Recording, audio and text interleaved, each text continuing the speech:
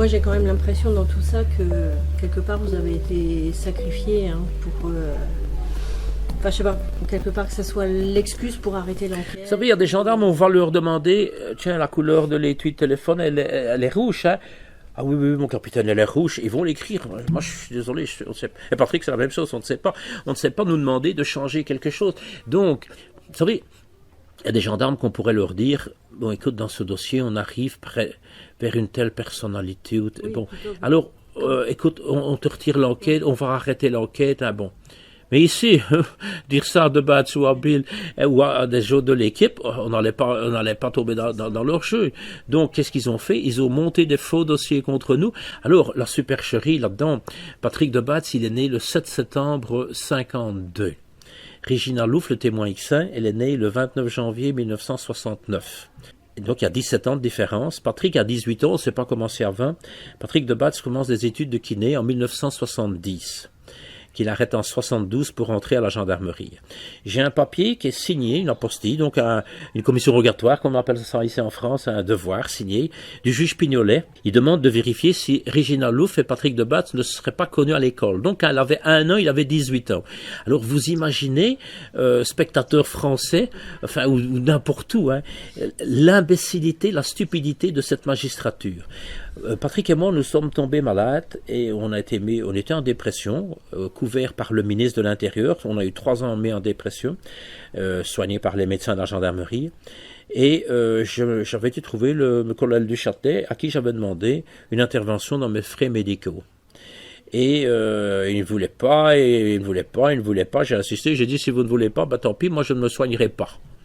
Et finalement, il a accepté. Et donc, c'est d'abord 50 €. Enfin, quand on a eu fini, on avait pour 25 000 €. Tout ce que la mutuelle n'a pas remboursé, l'état-major de la gendarmerie les a remboursés.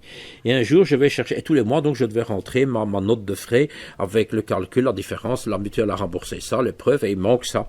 Et je vais chercher un jour mes extraits de compte.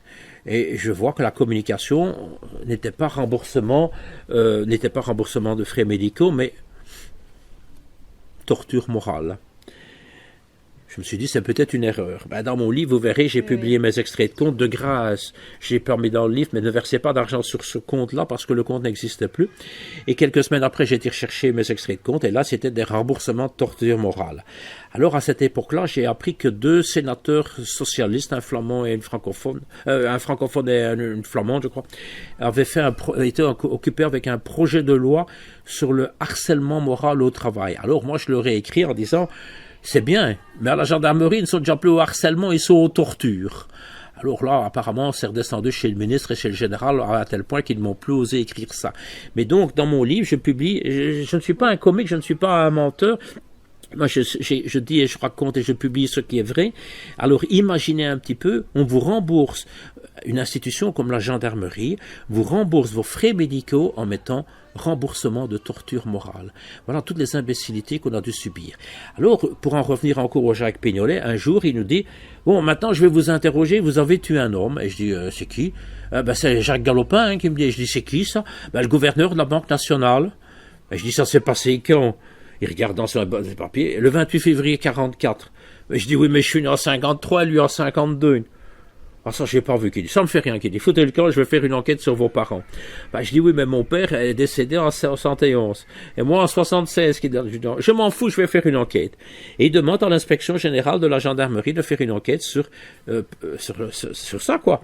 Et le PV 100 030 de l'inspection de la gendarmerie, il n'y a rien sur mon père, hein. Mais pour le père de Patrick de Batz, c'est un vrai criminel, parce qu'ils ont découvert qu'en 1947, il avait commis une infraction à l'article 42 de l'arrêté royal du 1er février 1934, qui était le code de la route. Avec un camion de l'armée, il avait dérapé dans un virage, il avait touché la façade d'une maison, et le conseil de guerre, vu qu'il était militaire, l'a condamné en 1949 à une amende de 100 francs. Donc 2,50 € maintenant, et Patrick lui a même demandé au juge, est-ce que vous êtes sûr que l'amende a été payée, parce que je n'ai pas envie d'avoir ça dans les droits de succession. Voilà l'imbécilité de Jacques Pignolet. je lui en veux. Ben, oui, il aurait pu ne pas vouloir faire ce jeu-là, mais il a joué le jeu. Il fallait gagner du temps. Et la relecture, parce qu'il y a une relecture dans cette affaire, chose qu'on n'avait jamais vue. D'abord, la première relecture, elle était ordonnée par Duterme, et puis c'est le juge Langlois qui a demandé la relecture. Alors, quand un juge vous demande un travail, ben, on doit faire un procès-verbal. Ah oui, un juge fait une apostille, on doit faire un procès-verbal. Et ici, il y a eu 3 rapports de relecture qui s'étaient adressés au commandant Duterme. Alors, je comprends pas. Et là, on falsifie, on chipote, on trafique. Et la commission parlementaire attendait cette relecture. Et la commission parlementaire rend son rapport le 16 février 98. Et elle indique en page, je crois, page 157, qu'à la clôture du rapport, la relecture n'est pas terminée. Alors, moi, j'ai un écrit que la relecture est terminée depuis le 5 février 98. Donc, elle était terminée.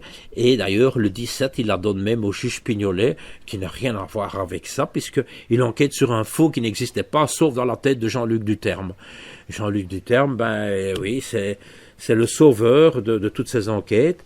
Il a une belle carrière, enfin. Il a devenu, au lieu de rester commandant, grâce à la réforme, il serait resté commandant à vie.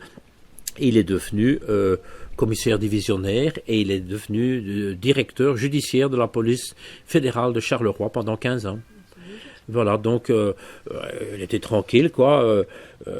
On n'a jamais inquiété parce que bon, il a été, parce qu'on a déposé plainte, il a été entendu, puis il a attaqué des journalistes. Et quand vous voyez ces versions, parce que Jean-Luc Duterme, tu fais un PV le 26 août pour dire qu'il manque un PV, que Patrick de Batz n'a pas fait un PV. Et tu as eu quand même, tu te bases, Jean-Luc Duterme, sur un rapport du 2 juillet. Donc tu as eu 55 jours pour faire des recherches, ou pour demander, mais tu n'as pas le courage de parler. Bon, il fait un PV pour dire que le PV... Et puis il est convoqué chez le juge Pignolet, le premier à être convoqué quand Pignolet ouvre l'instruction. Et qu'est-ce qu'il dit?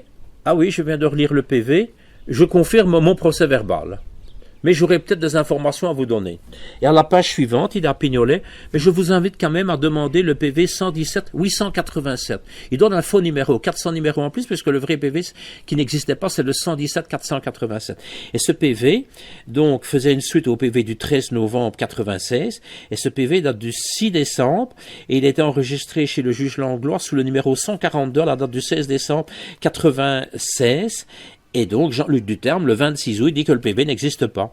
Alors, si c'est pas ça un faux en écriture, donc c'est un officier de gendarmerie, officier de police judiciaire, enfin, je sais pas s'il sait qu'il est officier de police judiciaire, et donc, tout ça est couvert.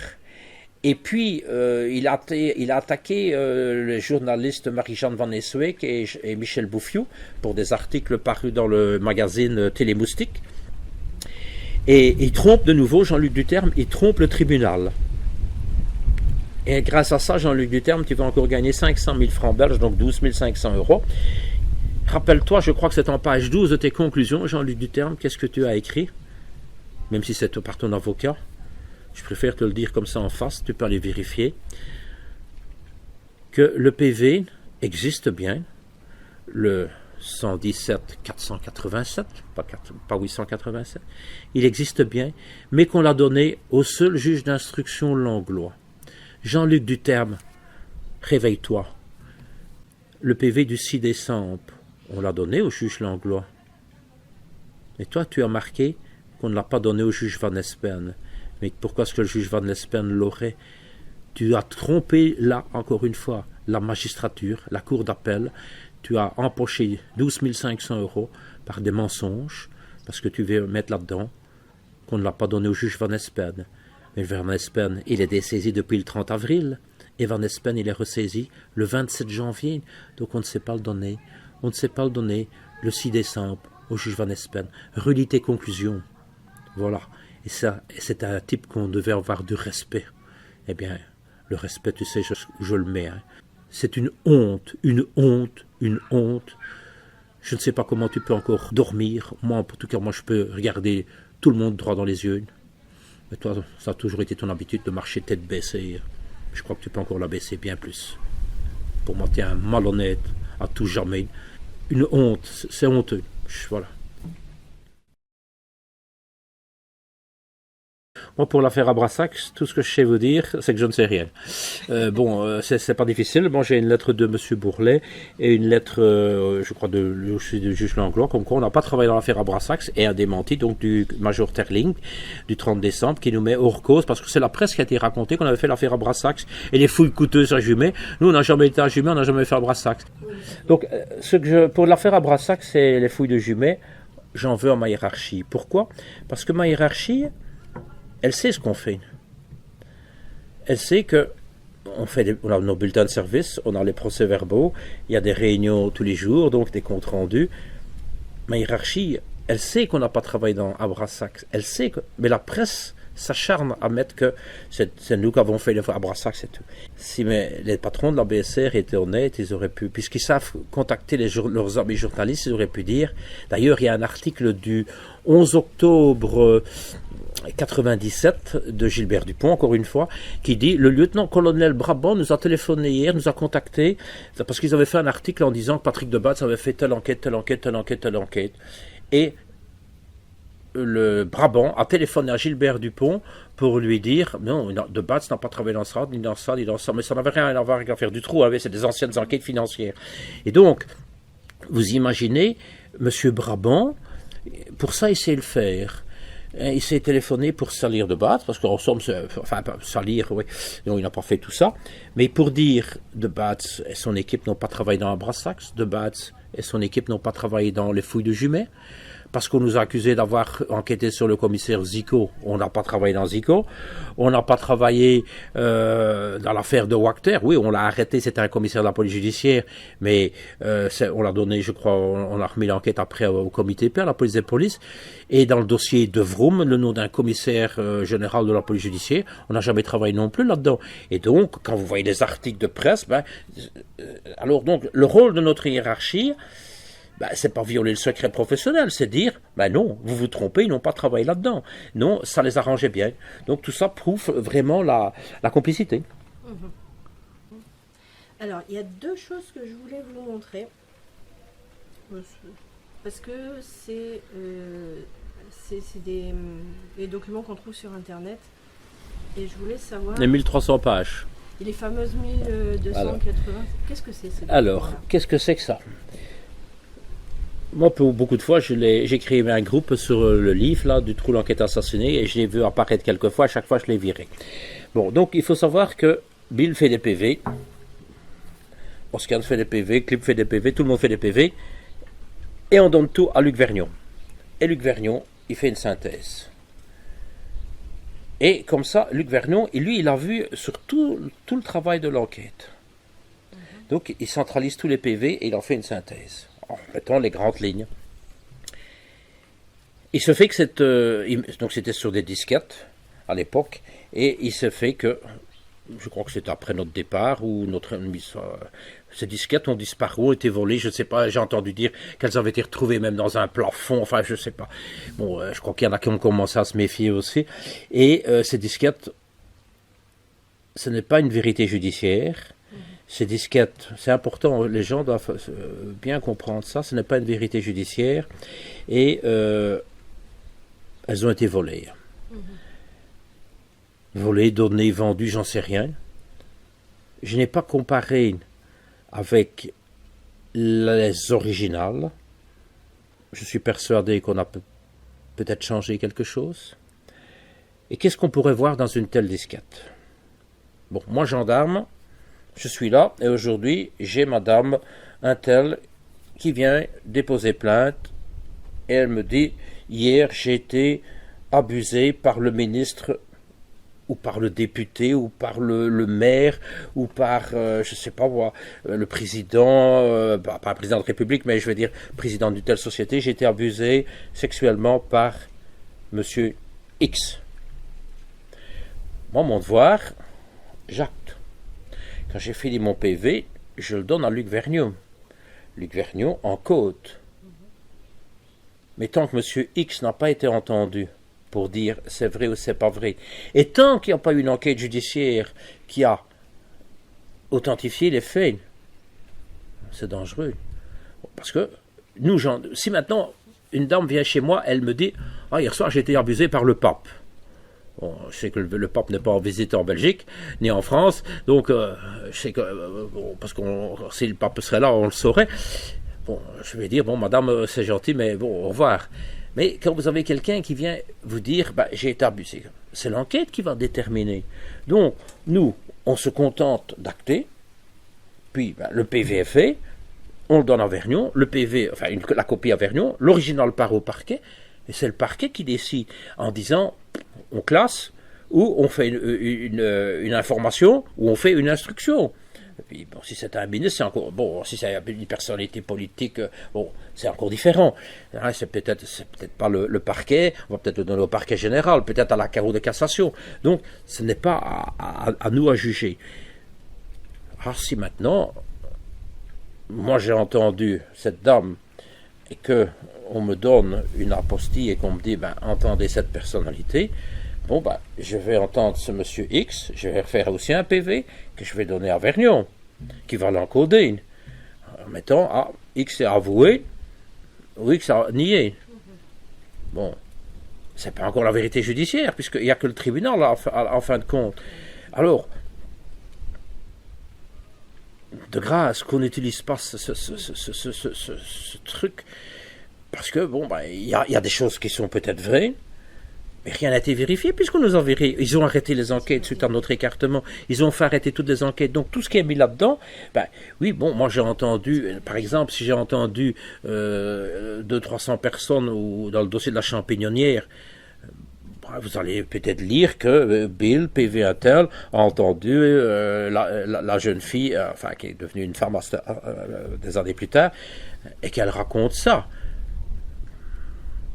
Qu'est-ce que ça va vous rapporter? Oui, en fait, ça donne juste un listing de notre travail, du travail, et c'était pas, ce document-là ne devait pas sortir du bureau. On le donnait à M. Bourlet. M. Van Espen l'avait aussi, Mme Sommers l'a eu aussi. On le donnait à des magistrats comme ça. Eux, ils pouvaient faire des recherches de leur côté sur base, tiens, du pont, ou du puits ou du rang. Ah, j'ai entendu ça, on tape le nom. Oui, dans un tel PV, on en parle. Donc, eux peuvent faire des liens. Mais c'est un document de travail. C'est pas une vérité judiciaire. Donc, de grâce, que c'est 1200 pages qui circulent, 1200, 1300 pages qui circulent sur Internet, de grâce qu'on n'utilise pas ça parce que vous ne seriez pas content de retrouver votre nom, mais en pâture. C'est peut-être vrai, mais vu qu'il n'y a pas eu d'enquête, il n'y a pas eu de décision judiciaire, de vérité judiciaire, donc... c'est toujours le problème des documents qui sont pas expliqués, en fait, où il n'y a pas qui sont mis comme ça sans explication. On peut dire ce qu'on veut sur le document. Mais oui. Mais il y a des gens qui ont pris plaisir à donner ça. Pourquoi? Pour faire même croire que c'était de Bad-Sebil qui avait fait ça. Oui. Alors, donc, nous, on est... C'est pas ce que je dis, après on peut en faire n'importe quoi. Alors, moi, je me suis amusé parce que, comme on était mis sous enquête, sous surveillance téléphonique, je me disais, j'ai dit un jour à un collègue, téléphone-moi et demande comment ça va avec Patrick. Téléphone-moi ce soir. Alors, le type me téléphonait, ça va? Ouais. Avec Patrick, ça va? Je dis non, on va pas. Qu'est-ce qu'il y a? On s'est disputé. Et pourquoi? On est tombés tous les deux amoureux du juge Pignolet. C'est vrai que c'est un bel homme. Il a de belles jambes et tout. Toujours bien habillé, élégant et tout. Alors, les cons, ils devaient retaper tout ça. Et puis, un autre jour, téléphone-moi ce soir et demande-moi pour venir boire un verre. Ah ouais. Téléphoner. Ça va, tu sais venir boire un verre ce soir? Je dis non. Moi, ce soir, j'étais à Bruxelles, non, ce soir, j'ai rendez-vous à Arlon ou à Liège, sur le pont, un tel, et je vais remettre des documents à tel journaliste. Alors, le soir, moi, j'étais dans mon fauteuil, et des couillons étaient occupés à faire des kilomètres, et pour aller chercher rien du tout, parce que on savait qu'on était sous surveillance téléphonique, parce que ça aussi, il faut savoir, si Regina Louf est folle, c'est important. Regina Louf, il y a un apostille du juge Pignolet, je crois du 26 février 98, qui demande à l'inspection de la gendarmerie que vu que Regina Louf a été mise sous enquête, sous surveillance téléphonique, vu que dans une communication avec Anémie Bulté, donc Anémie Bulté est une des 3 journalistes qui a écrit le livre Les dossiers X avec Douglas de Koning et Marie-Jeanne Van Eswijk, et lors d'une communication téléphonique avec Anémie Bulté, elle lui a expliqué qu'elle avait remis des documents à Mark Verwilgen, donc qui n'est pas n'importe qui était le président de la commission parlementaire, qui est devenu même ministre de la Justice par après. Eh bien, l'apostille du juge demande à l'inspection d'entendre Regina Louf pour savoir quels documents elle a remis à Mark Verwilgen et comment elle les a remis. Enfin, si elle est folle, est-ce qu'on doit tant paniquer? Mais non, Jacques Pignolet, tu paniques pour ton copain Van Espen qui trempe pour la commission parlementaire. C'est juste ça. On a peur de savoir qu'est-ce qu'elle a dit. Elle est folle, cette femme, donc on n'a pas besoin de savoir ce qu'elle a été racontée. Maintenant, Jacques Pignolet, ça serait Bill qui aurait dit ça par téléphone, qu'il a remis des documents à Mark Verwilgen. Là, c'est différent, parce que là, Bill, ça peut être un procès verbal, là, Bill violerait le secret professionnel. Mais bon sang, Jacques Pignolet réfléchit un petit peu. Regina Louf, elle n'est pas tenue par le secret professionnel. Qu'est-ce que tu veux qu'elle l'aille donner comme document? Pourquoi tu avais la trouille comme ça? Moi, encore une fois, tout ça me conforte dans l'idée de la cabale, de la destruction de Regina Louf, mais de la crainte de Regina Louf. Parce que Regina Louf, elle était crédible. Peut-être pas à 100%, hein, mais beaucoup, beaucoup. Et vous aviez peur de Regina Louf, et il a fallu, par tous les moyens possibles et imaginables, d'arrêter ces enquêtes, en massacrant son témoignage, en massacrant les enquêteurs. Mais il n'y a pas eu que Regina Louf. Il y a eu Nathalie. Nathalie qui a témoigné. Alors, regardez un petit peu. Nathalie témoigne, mais pas chez nous, chez d'autres gendarmes. Et ce gendarme tombe malade, c'est Théo Van Dijk qui tombe malade. Et c'est Philippe Pourbet, encore une fois lui, qui reprend l'enquête. Philippe Pourbet, c'est un chef, un gradé à la BSR de Bruxelles, un officier de police judiciaire, qui le 1er septembre 1997 va au stand de tir. Je me demande si on ne peut pas parler de préméditation. Il va au stand de tir, il sort une photo de sa poche, il la met sur la cible et il tire. Si moi, Aimé Bill, je vais au stand de tir et que je prends la photo de Dutroux et que je la mets sur une cible, Dutroux ou un autre criminel, je suis punissable. Eh bien, ce gendarme, Philippe Pourbet, il a mis la photo de Nathalie sur la cible et il a tiré. Il s'entraînait au stand de tir. Jean-Marie Brabant, pour le protéger, a fait un rapport le 5 septembre pour dire que Philippe Pourbet était épuisé, qu'il n'en pouvait plus et qu'il demandait son retrait de l'antenne, de l'enquête. Et Jean-Marie Brabant, toujours dans sa profonde malhonnêteté, c'est un rapport qu'il adresse au juge Langlois, a bien entendu évité de parler de l'incident, de cette affaire de tir. Mais j'ai aussi une lettre, j'ai beaucoup de documents, une lettre du 13 mars 2001, signée par Marcel Guissard, qui était le patron de la cellule à Neuchâtel. Et il répond à Jean-Marie Brabant dans cette lettre que suite à la communication de la veille, il lui rappelle ce qui s'est passé au mois de septembre. Vous m'avez averti, qu'il dit à Brabant, parce qu'il était major, Brabant était lieutenant-colonel, donc c'était son supérieur. Vous m'avez averti que Pourbet avait été au tir, qu'il avait tiré sur la photo de Nathalie. On a provoqué une réunion. Le lendemain, on s'est vu. Vous deviez faire un rapport, et vous avez fait un rapport, tel numéro, que j'ai transmis au procureur Bourlet. Mais Brabant, dans son rapport, il ne parle jamais de cette affaire de tir. Alors, comment est-ce que vous comprenez comment on a saboté des enquêtes, mais est-ce que vous imaginez aller tirer sur la photo d'une dame qui a été abusée? Vous imaginez? Je dis même sur Dutroux, on ne peut pas le faire. sur le plus grand criminel, que ce soit Fourniret ou n'importe qui. On ne peut pas prendre sa photo et aller dans un stand de tir. Alors, si maintenant Philippe Pourbet avait pris la photo dans son bureau et l'acheté à la poubelle, je peux encore comprendre. Mais aller au stand de tir et la placer sur une cible et tirer devant d'autres collègues. Est-ce que M. Brabant a rédigé un rapport disciplinaire? Est-ce qu'on a ouvert un procès verbal pour des faits pareils? C'est des faits graves. Et quand je pense que pour des choses moins graves, quand je pense Jean-Marie Brabant, chef de la BSR de Bruxelles, qui m'a fait un rapport disciplinaire parce que j'ai osé envoyer une note à tous les parquets de Belgique et que je n'ai pas fait signer cette note par un officier pour avoir la liste des disparitions d'enfants non élucidés. Pour ça, tu me fais un rapport disciplinaire. Et pour un type qui tire sur une photo d'une victime, tu ne fais rien. Encore une fois, je ne sais en conclure qu'une chose. Vous êtes tous de mèche. C'est de la pourriture. Vous êtes la honte de la gendarmerie et de la justice. Il y a un autre document, et j'en finirai là. C'est cette liste-là, ce document-là. C'est quoi? C'est un très très long essai. Ah, Laurent Louis, ouais, un député. Ben oui, Laurent Louis, on a essayé de me faire entrer en contact, Anne Lallemand, et j'ai encore discuté avec lui la semaine passée. Ben, je prends mes distances sur une page. Parce qu'il dit qu'on ne l'a pas écouté, mais je dis, moi je ne suis pas d'accord avec votre façon de faire, parce qu'il a même répandu les... Il sort tous les noms. Mais oui, il sort tous les noms. Mais oui, mais des listes de noms qu'il a fait comment, lui? C'est ça, il a peut-être été cherché dans cette fameuse 1200 pages.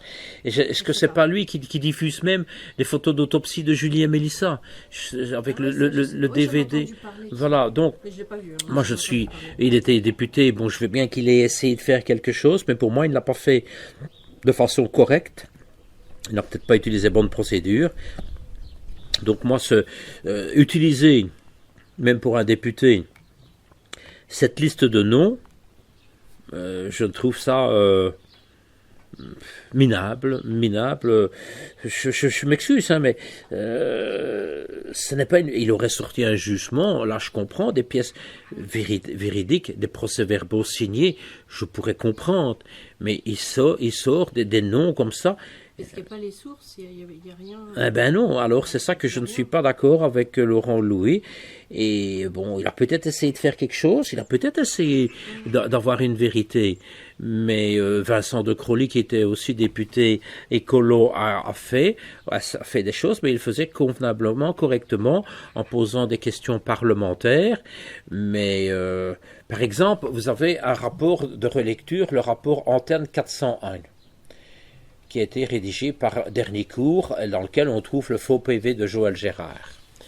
Moi, j'ai été reçu dans quasi tous les partis politiques, et je me vois, à la commission parlementaire, il y avait le député Gerolf Annemans, qui était un député d'un parti qu'on appelait à l'époque le Vlaams Belang, oui, le Vlaams Belang, et maintenant, je ne sais plus, enfin, c'est un parti flamand, mais un parti qui est mis sur le côté. Bon.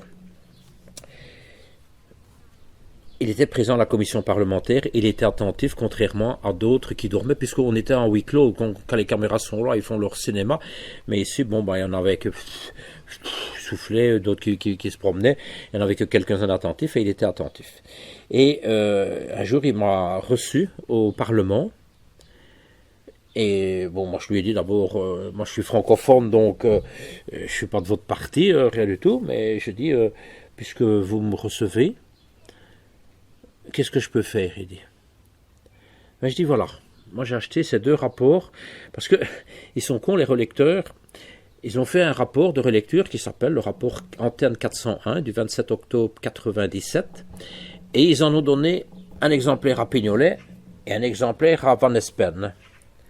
Seulement, ils n'ont pas pensé que Van Espen allait donner une copie à Pignolet.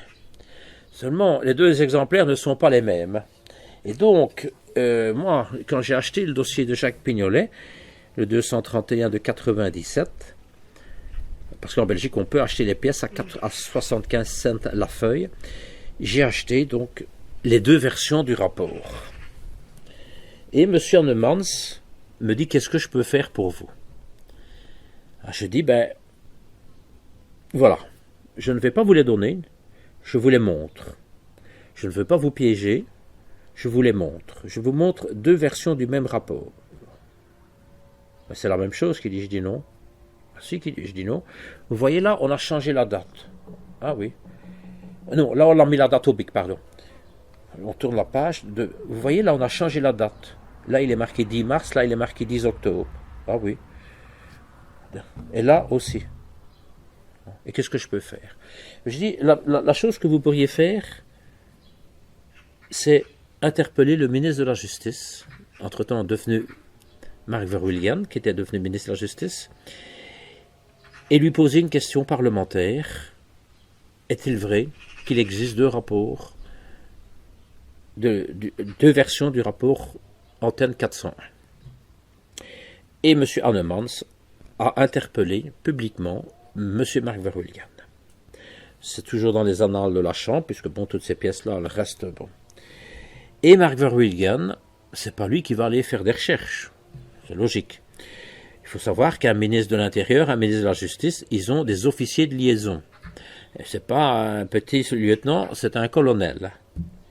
Donc le ministre, il se retrouve avec une question, cherche la réponse. Un beau jour, voilà la réponse, monsieur le ministre. Et Marc Verhulgen, qu'est-ce qu'il doit dire? Oui, il y a un problème avec ce rapport. C'est une erreur dans la date du rapport, mais il y a une enquête en cours. Point à la ligne. C'est pas une erreur dans la date du rapport, c'est des dates falsifiées dans le rapport. 4 ans après, Marc Verhulgen n'est plus ministre de la Justice, c'est devenu Laurette Onkelings. Donc socialiste francophone, lui, Verhulgen était libéral flamand. Monsieur Annemans repose la question en disant, tiens, réponse, l'enquête est toujours en cours. On va avoir un nouveau gouvernement, je suppose que en 2024, l'enquête est toujours en cours, quoi. Et c'est ainsi que M. Marc Verhulgen, si vous voyez cette interview, je suis désolé de vous dire, vous avez été trompé aussi, vous avez été manipulé. Vous avez fait tout votre possible à la commission parlementaire, vous avez été critiqué. Pour moi, vous étiez un bon président, vous avez été un bon ministre de la Justice. Vous avez fait ce que vous avez pu faire. Malheureusement, peut-être vous n'avez peut-être pas pu faire plus. Mais sachez que dans notre affaire, M. Verhulgen, vous avez été manipulé. D'abord, on vous a caché la relecture. Mais lorsque vous avez fait cette réponse parlementaire, vous avez été trompé par la gendarmerie, qui vous a fait fournir une fausse réponse, parce que ce n'est pas dans la date du rapport qu'il y a une erreur. On ne parle pas d'erreur, on parle de falsification.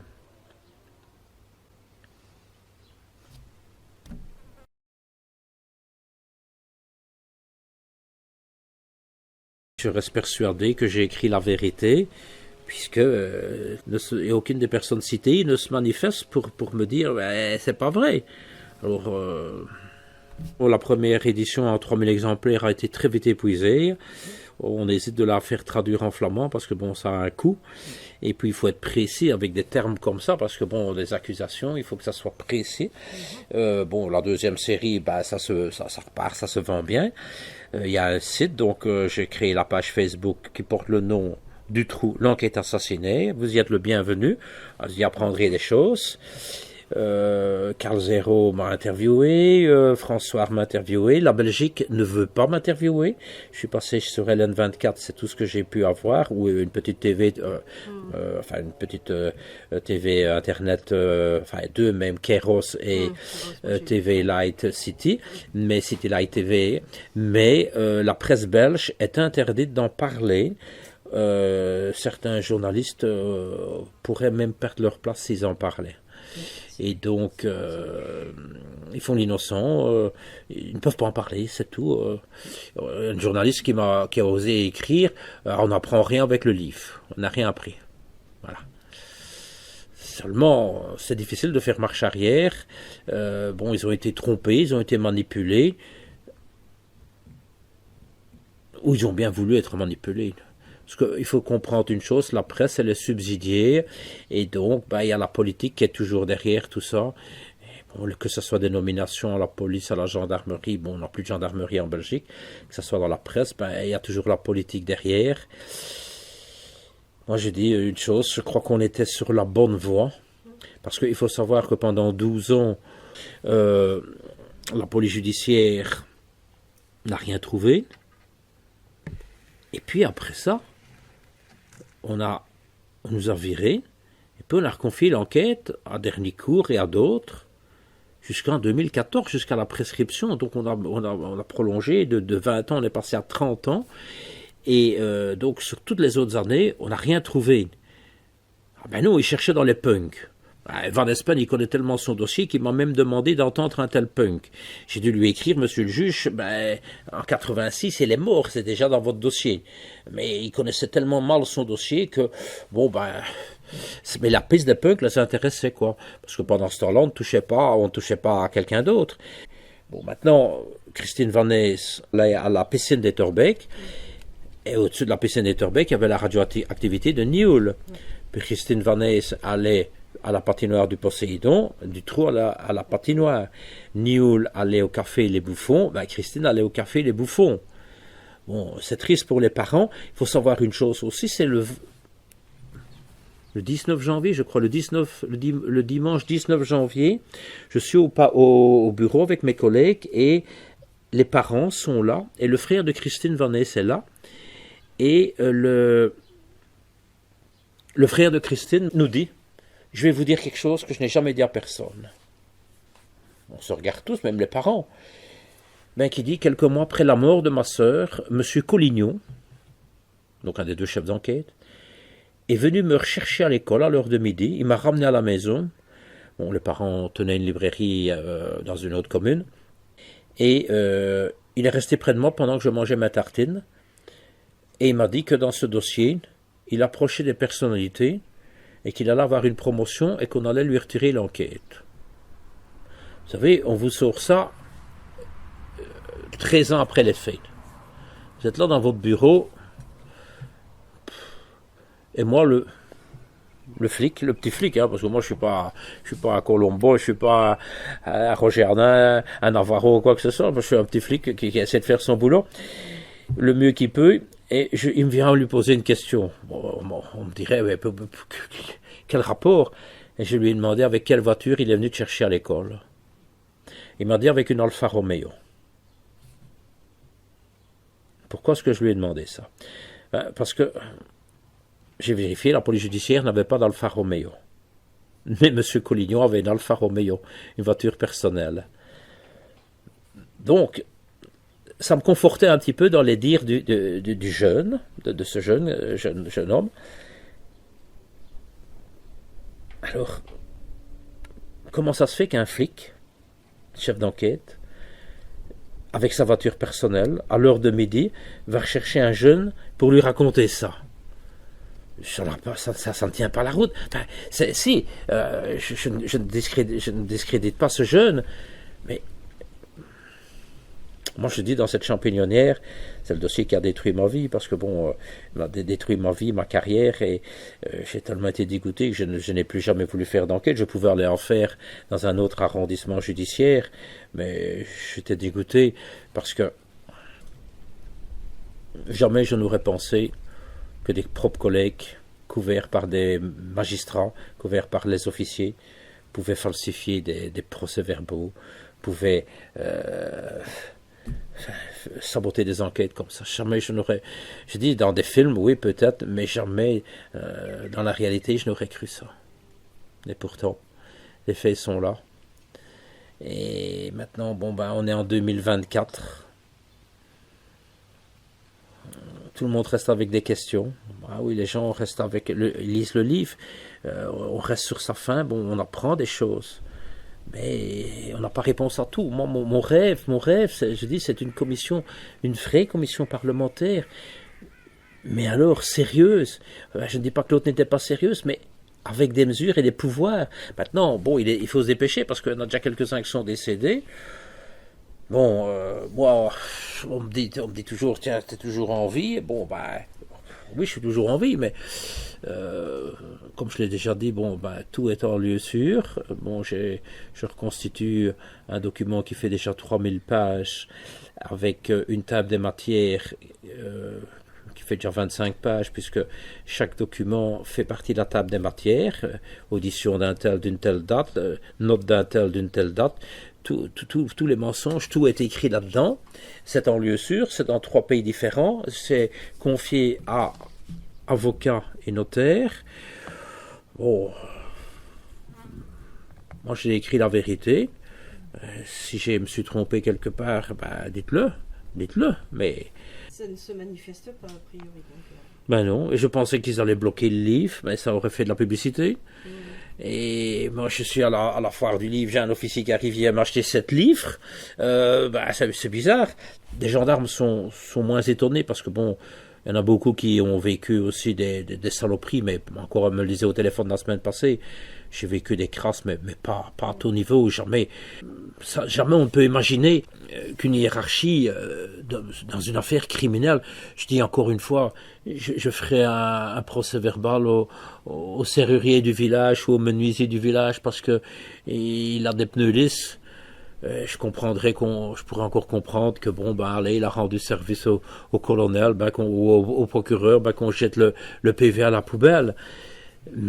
Mais ici, on est dans des morts d'enfants, dans des viols d'enfants. On est le 31 décembre 96 et j'ai Monsieur Bourlet qui arrive dans mon bureau et on parle un petit peu.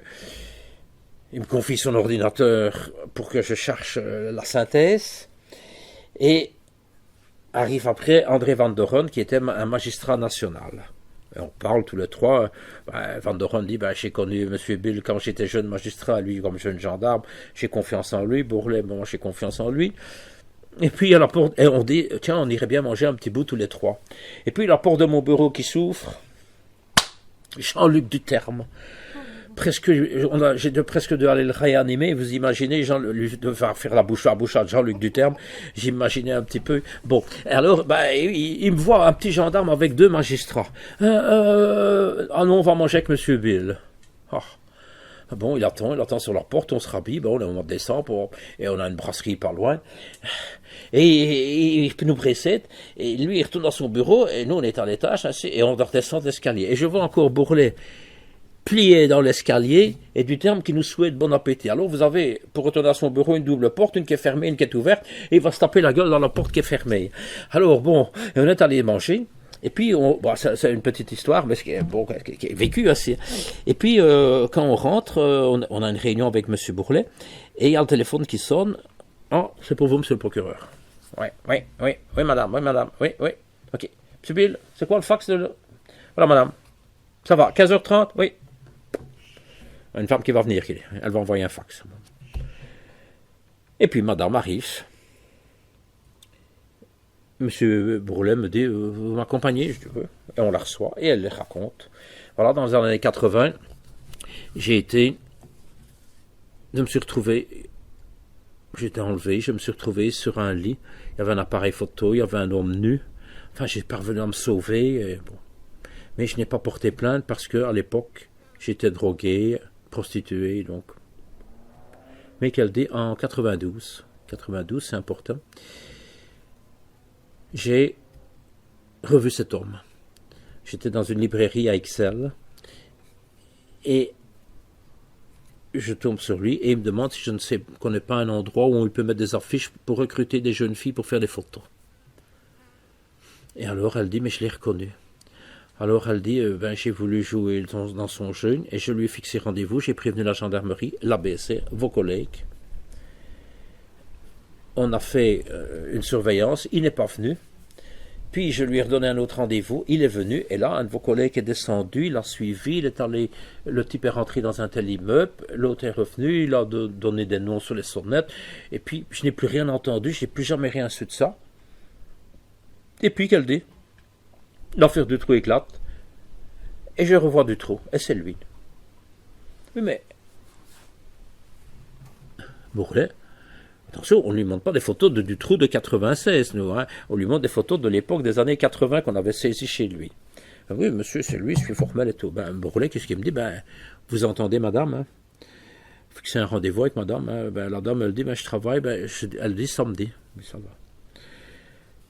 Donc, on est, je crois, le mardi, le mercredi, je crois que c'est le nouvel an, et le jeudi, je viens, et je téléphone à ce collègue, et je lui dis, écoute, et il me dit, je suis en congé. Je dis, écoute, c'est pas mon problème, je dis, moi, je dois entendre cette dame, parce que, oui, quand l'affaire du trou éclate, il la contacte, elle le contacte, et il lui dit, oui, je n'ai pas pu, il était visiblement embêté. Alors, cette dame nous raconte tout ça ainsi. Et donc, moi, je contacte ce collègue et je dis, écoute, moi, elle vient samedi, elle vient après-demain. Moi, j'ai besoin de connaître ta version, savoir ce que tu as fait. Moi, ça va, je vais voir. Je dis, ben, j'attends ça pour demain soir, vendredi, 18h. Le vendredi, je n'ai rien, je lui sonne. Ah, j'ai fait un rapport, je t'ai donné au colonel Brabant. Mais je dis, et moi? Ah non, il doit d'abord le corriger. Bon, ok. Moi, le samedi vient, j'entends la femme, elle confirme tout ça. Là que le mardi, je suis appelé chez Brabant.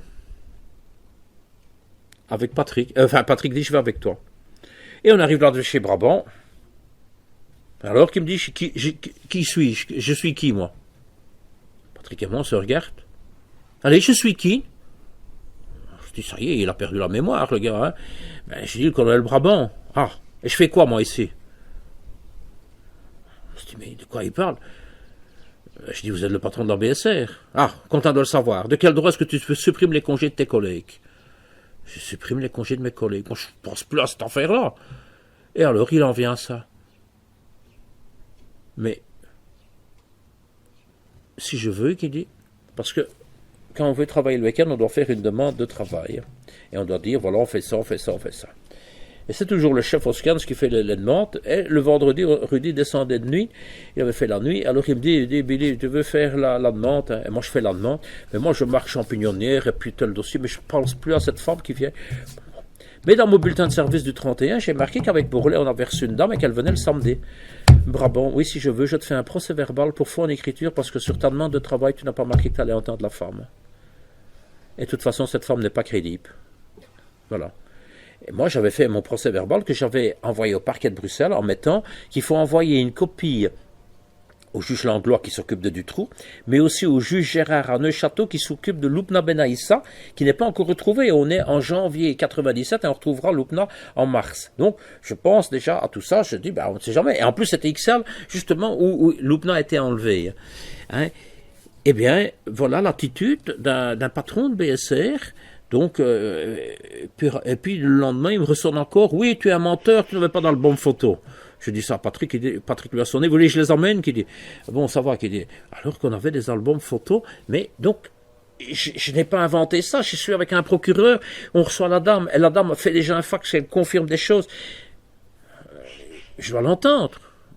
Imaginons qu'on ait fait quelque chose en 92, 92, Dutroux, libéré conditionnel, il avait pris 10 ans ou 13 ans en 89 et on l'avait, Melchior Watley l'avait libéré, le ministre l'avait libéré.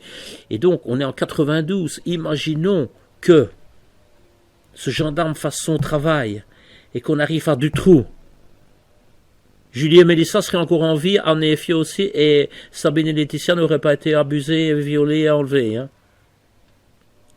Et peut-être d'autres, hein. Mais nous, on était les mauvais pour cette foutue hiérarchie de merde. Je m'excuse des mots, mais il faut être dur avec des pareils. C'est une hiérarchie de merde. Pour des conneries, on vous emmerde. Moi, j'ai travaillé avec Joël Gérard qui fait le faux PV. Je l'avais comme collègue dans mon bureau avant l'affaire du trou. Et on me dit, je te mets avec lui, qui me dit, mais tu le surveilles, le gradé, tu le surveilles parce qu'il lit le journal. Le lendemain, le gradé il rentre dans le bureau, et l'autre, il lit le journal. Le gradé m'appelle et me dit, oui, je t'avais dit de le surveiller parce qu'il lit le journal. Je dis, toi, t'es chef, t'as qu'à lui dire. Le lendemain, même chose. Le troisième jour, c'est le capitaine qui rentre dans le bureau, le type, il lit le journal. Le capitaine se met derrière, il lit le journal avec lui. Alors moi, je vais aller dire, tu ne peux pas lire le journal. Quelques jours après, on arrivait tôt à 7h, 7h15, parce que lui venait de province et pour ne pas être pris dans les embouteillages. Moi, j'avais horreur d'arriver en retard aussi. Joël Gérard lit le BCS, le bulletin central de signalement. Ce sont les avis de recherche qu'on reçoit tous les jours dans les unités de police. 5, 10, 15, 20 pages. Le capitaine rentre. C'est tout ce que tu as à foutre, ça qu'il dit. Donc, le type, il lit le journal, il n'a pas de problème, il lit les avis de recherche. Alors, j'ai dit à Joël Gérard, prends une voiture. Pourquoi il dit? Je dis, prends une voiture, on va partir. Moi, j'ai déjà lu les avis de recherche. Et dans les avis de recherche que j'avais lus, il y avait un type qui était recherché, qui avait 9 mois de prison à faire, et on pouvait le retrouver pas loin de la rue Haute à Bruxelles. Et je dis, je sais à peu près où on va le trouver. Et 3/4 d'heure après, on rentrait avec le type avec les menottes. Le capitaine, une arrestation, tout content. Le cahier, pour ses statistiques, il avait une arrestation. On aurait arrêté un chien qui traversait le passage pour piétons avec un chapeau, il était content, il avait une arrestation. Et donc, une arrestation? Je dis oui, en lisant les avis de recherche que je dis. Et donc, vous voyez, la mentalité de votre hiérarchie, vous ne faites rien. À ce moment-là, il ne va pas faire d'heures supplémentaires en lisant le journal. Mais nous, imaginons que ce type, on découvre, on fasse une perquisition, on retrouve, je sais pas moi, une arme, et puis on est peut-être parti pour mobiliser la moitié de la section et faire des heures supplémentaires. Alors leur budget, mon Dieu, leur budget. Mais nous, on est les mauvais parce qu'on travaillait. Et j'étais content de travailler avec Patrick de Batz parce qu'un jour, dans l'équipe de Patrick, on avait arrêté 7 personnes. Il faut que les gens sachent un petit peu comment fonctionne cette hiérarchie.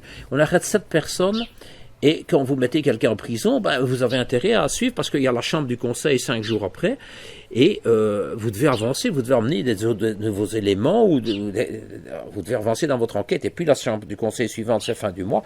Donc le juge vous demande, et le juge nous dit, il faudra les confronter. Quand vous arrêtez 7 personnes, le but c'est, bon, vous deux, vous allez chercher un tel en prison, vous deux, vous allez chercher, vous les gardez dans votre bureau, et puis les enquêteurs de ce dossier-là, ils prennent par exemple le numéro 1 avec le numéro 4, ils sont en disposition, puis le 4 avec le 5, vous comprenez. Et Brabant me dit, fin de période, récupération. Mais je dis, mais j'ai ça. Ah non. Je dis oui, mais il y a la chambre du conseil. Je vais aller voir le juge. Et Brabant est revenu avec des directives. Enfin, à mon avis, c'est ces directives. Il a de nouveau manipulé le juge. Il a dit, voilà, tu peux sortir un tel et un tel. Donc, je pouvais en sortir, c'était 3 ou 4 de prison. Brabant, qui ne connaît rien au dossier, qui ne sait pas comment on travaille, parce que peut-être que le 5 va vous dire quelque chose, que vous allez devoir tout de suite le confronter tout de suite avec le 1. Non, c'est ainsi que nous, on travaillait.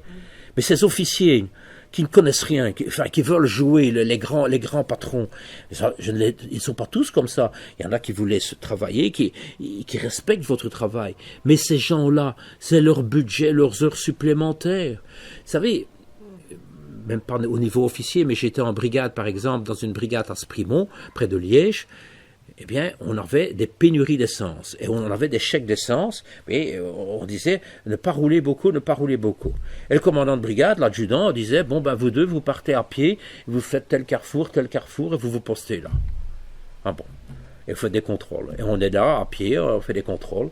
On a une radio, on a notre sacoche avec notre carnet. Et les gens, vous êtes à pied, oui, restriction d'essence. Oh. Il y a le combi qui arrivait. C'était le commandant de brigade qui venait vous contrôler. Voilà. Ces gens, oui, mais il faut travailler avec des tordus pareils. Hein. Il faut travailler avec des tordus pareils. C'est triste. Vous savez, quand j'ai eu fini mon instruction, mon père était décédé pendant mon instruction. J'ai été garçon mess officier pendant 5 ans et j'ai quitté après 5 ans, tellement que j'en avais marre de cette mentalité. Il y en avait des très bons, des très corrects. Je peux pas les citer, il y en a tellement, mais avec des cons, mais des plus cons que des valises. J'étais le 21 janvier 77, il était nommé depuis le 26 décembre 76 76, il était nommé sous-lieutenant, ça crée des dés, va. Et on mangeait de 11h30 à 13h30, et tout jeune lieutenant, ouais, il vient, il boit. Et puis à 13h30, il passe à table. Moi, je vais par les bouts à la porte, je les sers. Et donc, j'arrive avec l'entrée ou le potage, je ne sais plus, parce qu'un jour c'était entrée, un jour potage. Puis le plat, et le dessert, c'était un choix à la crème. Et je n'avais plus que 5 desserts. Et ils étaient 6. Et la cuisine me dit, écoute, ils doivent s'arranger entre eux, voilà un fruit. Et j'arrive dans la salle, je dis, écoutez, je m'excuse, je n'ai que 5 desserts. Il y en a 5 qui ne disent rien, il y en a un qui me dit, je veux le dessert. Je dis, je ne sais pas vous le donner, je n'en ai que 5. Je veux le dessert. Je dis, mais je n'en ai plus. J'ai demandé à la cuisine, je veux le dessert. Mais je dis, je ne sais pas, je n'en ai plus, je dis, garçon, allez me chercher le cahier des réclamations. Et je suis sorti de la salle, et j'ai claqué la porte.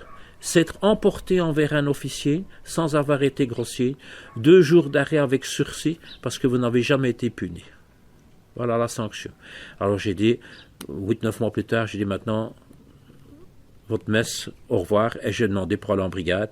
Et bon, quand je suis arrivé en brigade, naturellement, je me suis retrouvé avec des gars que j'ai connus, et des gens très, très, très bien, mais alors, des majors Terling, il n'y en a pas beaucoup, hein, des Fernand Kuckelberg, des Marc de Mesmacher, des Alain Liners, il n'y en a pas beaucoup, hein. Il y en a, mais il y a la question humaine, la question correction, poli. Quelqu'un comme Fernand Kuckelberg, il a horreur de l'injustice, il a horreur de la guerre, il a horreur des courants d'air, mais il ne faut pas parler d'injustice à Fernand Kuckelberg, et qui a été numéro 1 de la police. C'est pas lui qui va faire des saloperies comme Brabant et Duterme ont fait. Voilà. J'en veux au général, au commandant de la gendarmerie, qui s'appelait Herman Franzen, qui a vu tout ça, qui a eu connaissance de tout ça, parce que, vous savez, j'aurais été dans une petite ville comme Liège ou Namur, et j'aurais eu une enquête comme ça, ça se règle à ce niveau-là. Mais nous ici, M. Terling et M. Liners, qui faisaient de l'enquête sur nous, devaient rendre compte, tous les 15 jours, 3 semaines, à l'état-major devant des colonels et des généraux, en disant chaque fois, il n'y a rien. Et on leur disait, mais cherchez encore. Et le colonel du Châtelet un jour m'a dit, si je veux, je peux te punir. Tu as fait une faute. Et il me dit, laquelle? Je dis, oui, c'est vrai, j'ai fait une faute. Si vous voulez, punissez-moi. Alors vous allez en punir beaucoup. Parce que 4 mois avant l'affaire du trou, on était en avril 96, j'ai convoqué une personne pour une escroquerie qui s'appelle Pissens, que je parle de lui dans mon livre, et j'ai convoqué Pissens pour une escroquerie d'1 million de francs belges, donc on était à 25 000 € actuellement. Et quand Pissens est sorti de mon bureau le lendemain, je n'étais plus à 1 dossier, mais j'étais à 12 dossiers, et j'arrivais à 50 millions donc d'escroquerie. Donc ça faisait 1 250 000 €. Et puis quand j'ai eu fini toutes les auditions, que mes collègues ont eu fait les perquisitions et tout, j'ai téléphoné au parquet, il était 6 h au matin, il est arrivé à 10 h au matin, la nuit avant, et le procureur me dit, écoutez, mon avis s'est rendu compte que ça va être un peu juste parce que en Belgique, dans les 24 heures, vous devez soit être libre, vous tuez quelqu'un, mais si dans les 24 heures vous n'êtes pas mis sous un mandat d'arrêt, on vous libère. Donc c'est comme ça. Et donc le procureur me dit, écoutez, vous le remettez en liberté, vous faites parvenir vos PV. Et donc moi je dis à Pissens, voilà, vous pouvez partir. Et moi je rentre dormir ainsi. Et c'était un jeudi matin, donc le vendredi je ne travaille pas, le samedi, dimanche, elle l'a dit, quand je reviens, et je vois, dans le bordel qui était sur mon bureau, je vois sa carte d'identité. Je téléphone à Pissens, je dis, écoutez, j'ai votre carte d'identité ici. Ah oui, qui dit, je dis, écoutez, soit que je vous l'apporte, ou vous passez. Non, qui dit, je passe. Et moi, il n'y a pas beaucoup de gendarmes qui auraient fait ça, mais j'ai fait un PV, une déclaration, vous me remettez ma carte d'identité, c'est ça. Ils ont été retrouvés ce PV-là. Ils ont cherché parce que le général avait demandé de faire une enquête à Terling à Liners sur toute notre présence à la BSR. Donc, ils ont cherché, et là, ils ont retrouvé mon PV, et l'Art du Châtelet me dit, tu as quand même fait une faute, tu n'as pas rendu la carte d'identité à ce monsieur. Alors, le commandant Liners et le major Terling en sont arrivés à la conclusion que si Bill avait voulu faire quelque chose d'illégal, il n'allait pas faire un PV de ça, où il aurait jeté la carte d'identité à la poubelle et ne rien fait. Mais donc, vous voyez, l'honnêteté, le travail correct ne paye pas, et donc, je dis, si vous voulez me punir, Je dis, si vous savez combien d'accidents j'ai constatés, et dans mon carnet, ben, vous êtes là sur place, vous constatez un accident, vous oubliez de rendre le permis ou une carte grise. Et après, ben, vous ne la mettez pas à la poubelle, vous la rendez aux gens. C'est humain.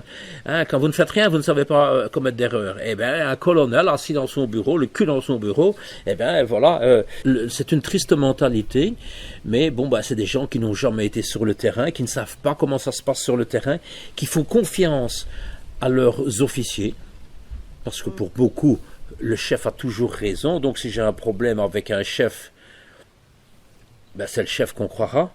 Si le même chef a un problème avec l'adjudant, c'est l'adjudant qu'on croira, et c'est toujours le plus haut qu'on croit. Vous savez, nous étions à la section, dans une section, là, à la BCR de Bruxelles, j'étais pas chez Patrick de Batz, encore une fois, j'étais dans la section de Joël Gérard, et on avait ce qu'on appelle le violeur blond. Un type qui violait des jeunes filles les nuits de vendredi à samedi ou de samedi à dimanche. Et on s'était dit, on va faire des surveillances donc dans ces quartiers-là. Des équipes mixtes, gendarmerie, police judiciaire, en civil, dans des voitures banalistes. Et je suis dans une voiture avec une dame de la police judiciaire. Je ne drague pas, elle ne drague pas, on ne dort pas, on ne boit pas, on ne fume pas, on regarde. On est là dans la voiture, on parle. Bon. Et puis, 1h au matin, il y a un type qui passe. Je ne sais pas pourquoi. Je dis, tiens, si on le contrôlait. On recolle. Monsieur, gendarmerie, police judiciaire, vous pouvez voir vos papiers. Ouais. On fouille. 2 portefeuilles sur lui. Il venait de voler 2 portefeuilles. Donc, là-dessus, on doit le rentrer au bureau. Donc, je préviens mon gradé. On rentre au bureau avec le gars. On doit aller faire une perquisition chez lui. Et quand le gradé rentre, ouais, c'était pas là pour ça. Et monsieur Deves, qu'à l'époque, parce que pour lui tout le monde était des trous du cul, c'est comme ça qu'il appelait tous les collègues, trous du cul, trous du cul, trous du cul.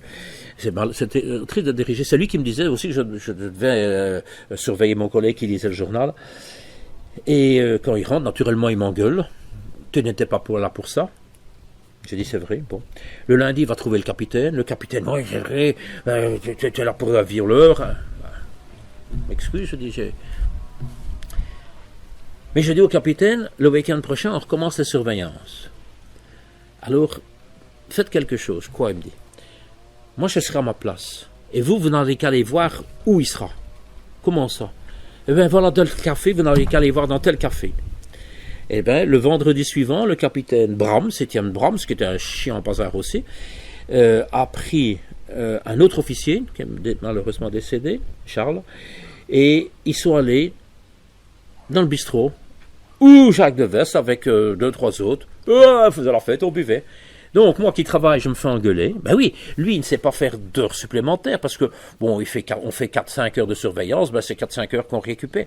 Mais moi, avec mon gars, ben, j'ai eu fini, parce que, bon, il a fallu l'entente, puis faire les empreintes, les photos, il faut l'emmener au palais de justice le lendemain matin. Donc, vous êtes pris, eh bien, Brahms est arrivé donc dans le bistrot à la place du Mont à Stockholm, hein, parce que bon, tout est dans ma mémoire.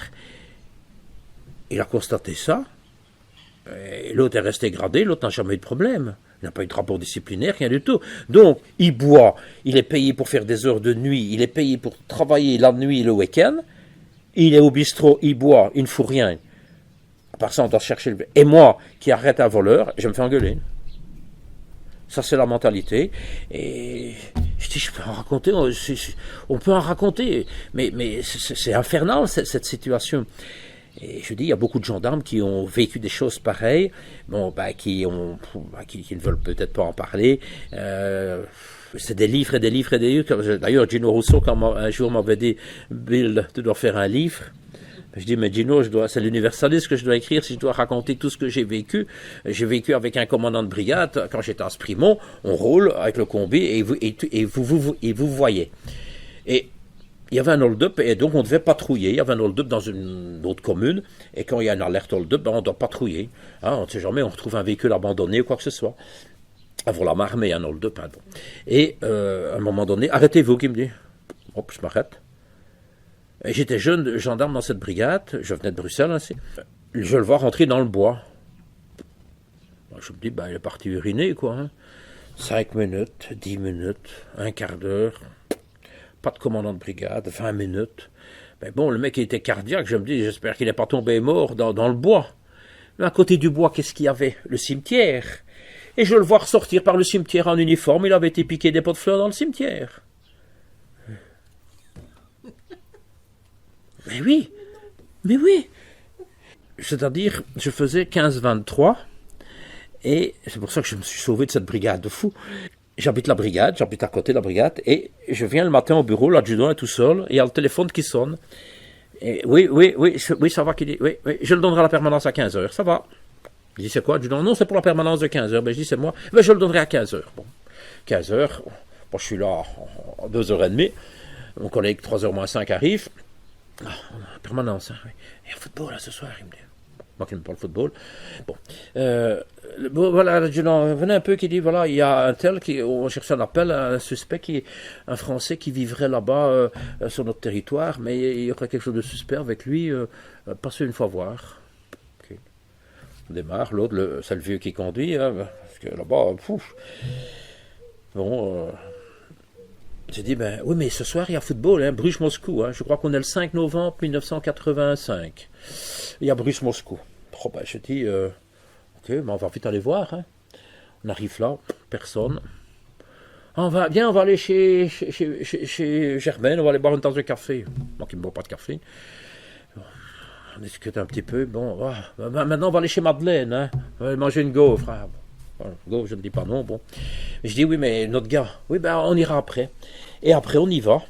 Et le gars arrive justement, il rentre, et il a une voiture avec une plaque française, pas d'assurance, pas d'immatriculation, pas de contrôle technique. Donc je crois que non, il a des fausses plaques belges, pardon. Pas d'immatriculation, pas de contrôle technique. Et je dis, on viendra tantôt vers 22h30. Je dis, on viendra mettre les scellés sur votre voiture. Je dois me taper la maison de mon collègue, aller regarder le match de football avec lui. On repasse chez le gars, on met les scellés. Mais j'avais tout le temps sa femme qui gardait la main sur la sacoche. Je me dis, pas normal, ça, c'est pas normal. Et le gars m'avait dit qu'il connaissait quelqu'un à la BSR de Bruxelles. Et là, on était dans les Ardennes. Le lendemain, je viens au bureau. Je ne travaillais pas.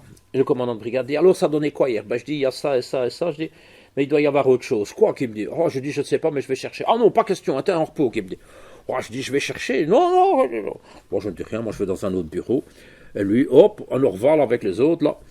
Et donc je téléphone à mon collègue à Bruxelles, je dis, le type il me dit, attention, qu'il me dit, c'est un type qui s'est déjà évadé de prison en France et c'est un trafiquant de drogue. Ah bon? Bon, je téléphone au procureur, je lui dis, voilà ce que j'ai... Ça va, monsieur Bill, faites vite un procès verbal, vous me l'amenez et je désigne un juge d'instruction. Ah bon? Je reviens dans le bureau, l'adjudant avait été à son deuxième Orval, je dis, quoi, t'as fait ça, qu'il dit? Je dis, oui, je vais à Arlon chercher un mandat. Il n'y a pas de véhicule, qu'il me dit. Oh ben j'irai avec ma voiture alors, hein, avec 40 km à faire. Bon, ça va, qu'il dit, je vais rappeler un véhicule. Et j'arrive chez le juge d'instruction, en fait, allez-y, soyez prudent et tout. Je reviens au bureau, l'adjudant, voilà, tu vas avec le premier chef, Raymond, un brave homme, et je t'ai rappelé un maître chien, et vous serez 8. Oh, je dis, on va y aller d'abord à 2, et après, les autres interviennent, je dis, mais on va pas se montrer là à 8, hein, je dis, parce que... Et donc on part, nous deux, avec Raymond, et on sonne, le gars descend, je dis, monsieur, venez un petit peu, je dis, j'ai encore un petit complément, et hop, il descend avec sa femme de nouveau avec sa sacoche, et puis... Quand il est près de nous, j'avais dit à Raymond, dès qu'il est là, tu mets la mitraillette dessus. Hop, voilà, j'ai dit, on a un mandat de perquisition. Hein, le gars, hein, bon, et j'ai dit, est-ce qu'il y a quelque chose d'illégal chez toi? Ben, de la drogue, il dit, bon, ok. Et, ben, vous allez voir, monsieur, tout ce qui est chez moi est volé. Il volait dans les magasins des vidéos, des appareils, hein, vidéos, des bouteilles de vin, et je me vois encore des bouteilles de vin du Gevrey Chambertin, à 595 francs la bouteille, donc 15 € maintenant, mais ça en 85. Hein. Alors, on ramène 3 combis de trucs volés au bureau. Naturellement, le type, il vole en prison, sa femme aussi. Le commandant de brigade me dit, Aimé, tu sais quoi? Je dis, les bouteilles de vin, tu as vu le Gevrey Chambertin qui dit, j'ai jamais bu ça. Tu sais quoi? Il me dit, je dis non. Ben, je vais enlever les capsules rouges. Oui. Et comme ça, parce que moi je devais retrouver tous les commerçants après pour le restituer. Et comme ça, quand le commerçant viendra, ben, je vais lui demander, il ne saura quand même plus les revendre, je vais lui demander pour les racheter à 150 francs la bouteille. Je dis, vous plaisantez, adjudant? Ah non, qui dit, ici on fait comme ça. Je dis, vous faites ça? moi je fais un PV à votre charge. Pourquoi? Il dit, ben, je dis, c'est un détournement d'objet saisi. Et t'es un type comme ça, toi, qui dit, ben, je dis oui. Alors je te retire l'enquête. Je dis, il n'y a pas de problème. Je dis, vous pouvez me retirer l'enquête, moi demain je vais à Bruxelles. Le lendemain, j'avais justement rendez-vous à Bruxelles donner du sang. Puis de là, je suis allé à l'état-major et j'ai raconté cette histoire. Je dis, moi, je ne veux plus rester dans cette brigade de fous. Moi, j'ai déjà été chez le médecin, j'ai déjà 2 ulcères depuis le mois de mai. Je ne peux rien faire dans cette brigade, on ne peut rien faire, il faut fermer les yeux surtout. Et t'as vu la fausse plaque? Non, pas touché, c'est le coiffeur. Et le coiffeur peut rouler avec des fausses plaques. Le camion, là, t'as vu? Non, quand on a fait notre maison, on a eu des briques, on a eu des pierres gratuitement. Pas touché. On ne pouvait rien faire. Alors, bon, moi, je suis colonel là-bas à l'état-major. Moi, je ne veux plus rester dans cette brigade de fous. Et tu veux quoi? Il me dit. Je dis, ben, si je peux venir à la BSR de Bruxelles, ben, ça va, fais ta demande. Il me dit. Et j'ai fait ma demande. Et le 19 décembre, je passais mes examens. Et le 26 janvier, j'arrivais à la BSR de Bruxelles.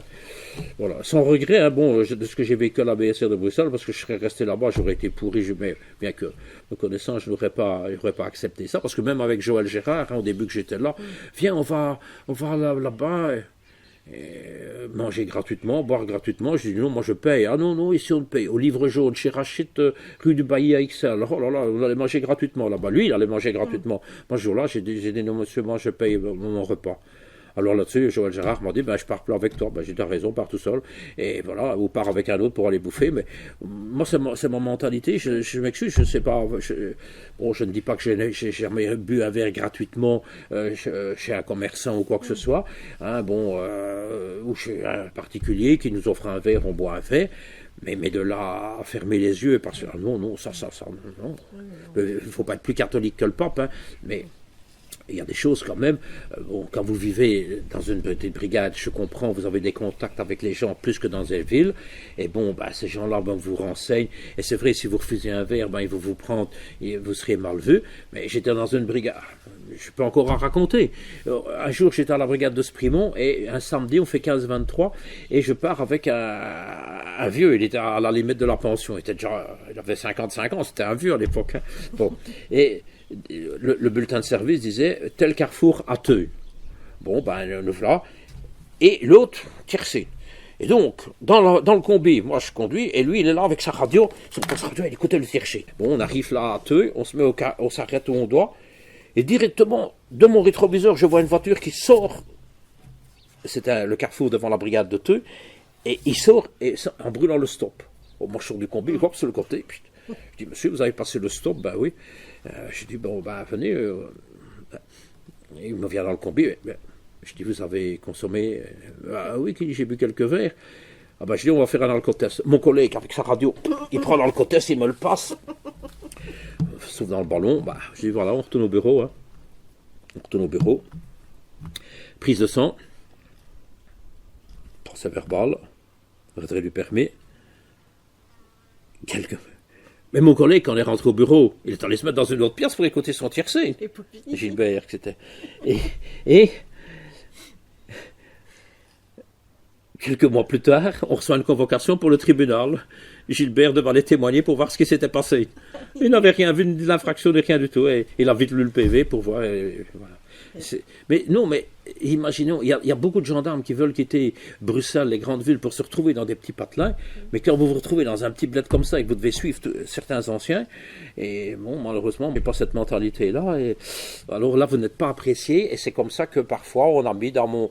moi, j'étais pas quelqu'un j'aime bien boire mon verre maintenant, quand je conduis, ben, je limite aussi, hein, je sais mes limites, 2 verres maximum, et encore en mangeant et en ne roulant pas de suite.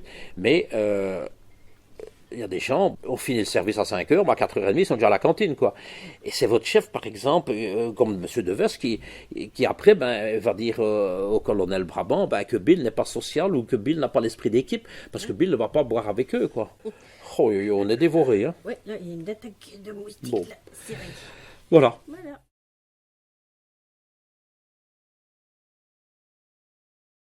Merci beaucoup pour tout ça, Monsieur Bill, qui maintenant est français.